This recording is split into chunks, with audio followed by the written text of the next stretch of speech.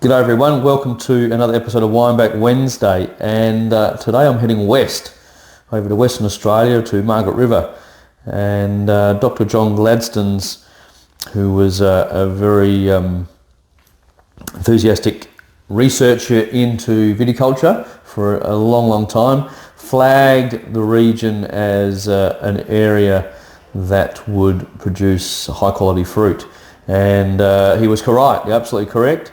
And it's being right next to the ocean, there is quite a maritime influence. So the region does have its cool moments and through seasons, but overall that maritime influence really moderates the climate there and produces wonderful fruit, and most particularly Chardonnay and Cabernet Sauvignon. And we're talking about the Mugford Cabernet Sauvignon from 2019 today. And the vineyards were planted in 1969, and about 10 years later, in 1979, Keith Mugford was elevated to winemaker, and a few years later, in 1985, both Keith and his wife Clare became outright owners of the property, and since then have been custodians, and they do all the viticulture, all of the winemaking and so forth. But being such a young region, they haven't really, a long time, a number of decades ago, they hadn't really flagged where the best sites were and the best soils, etc. So over the time, they've really had to, I suppose, grind down on those things and really just manage it and change vineyard practices to try and mitigate certain things that have come up and different sites, and have really done a lot of work over the last few decades to really knuckle down on where the best vineyards are. And I was over there, I hadn't been there for many years, and I was over there probably about 10 years ago, and I was just pleasantly surprised in the high quality of pretty well all the wineries I've visited, just tasting through their Semillon Sauvignon Blancs, which is that classic dry white that they do. The Cabernets, the Chardonnays in particular, were very good. And even some of the newer varieties that some of the wineries are pursuing. There's a bit of Shiraz planted over there. There's obviously some other Bordeaux varieties like Merlot, Cabernet Franc and Petit Verdot planted over there. And just overall, I don't think I was disappointed in anything I tasted. So hats off to the region. They're over in the west, a long way from everywhere else, and I think they just get on with it and enjoy what they've got over there. So as I said, Clare and Keith Mugford took over in 1985 and pretty well involved in all of them, involved in everything, in the viticultural side of things, obviously the winemaking, etc. And the next generation, their sons Tristan and Hugh, I believe, are sort of coming in and taking the reins of a few of the areas within the business, and obviously that's great to see a second generation coming through. But since 1991, this Cabernet has been recognised as exceptional in the Langton's classification, and I reckon it's one of the, in that exceptional level, it's about 1 in 20 or 25 producers. So it's a great wine, great pedigree.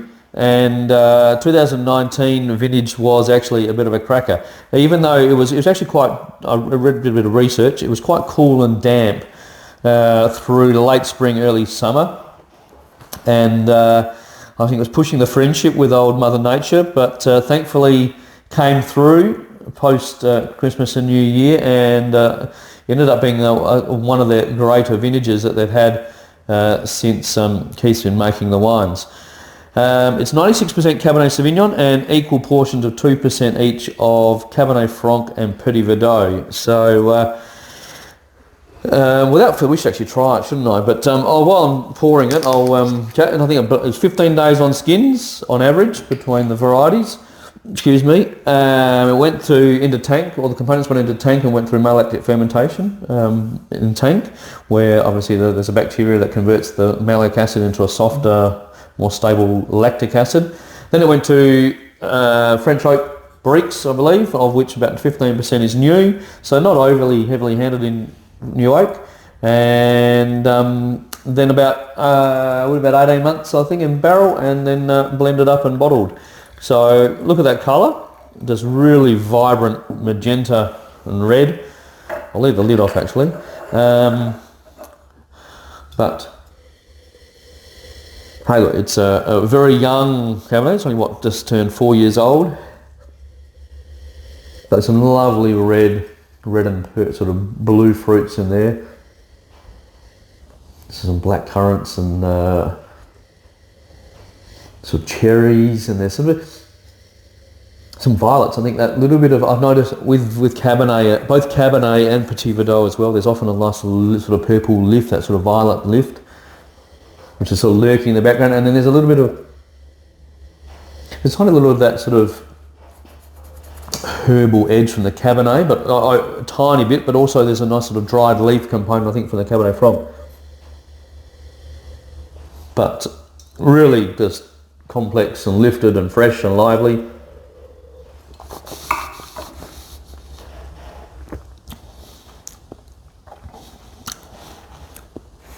It's tight, really ripe tannins. They're there, but in the past, I'll say that, I will mention this, in the past, same like Coonawarra and in Margaret River in a certain extent, because they're a bit cooler, sometimes the tannin profiles are, what's the word? They're very present. I wouldn't say they're aggressive, but they're very present. And sometimes you have to wait a little bit for them to soften out enough. But this is, I mean, they're definitely there, but they're ripe enough.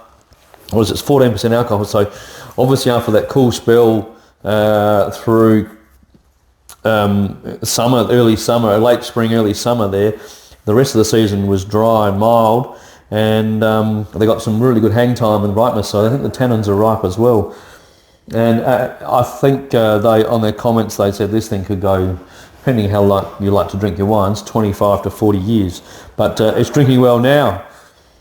Lovely fruit aromas, lifted fresh fruit aromas, even a bit of chocolate in the background.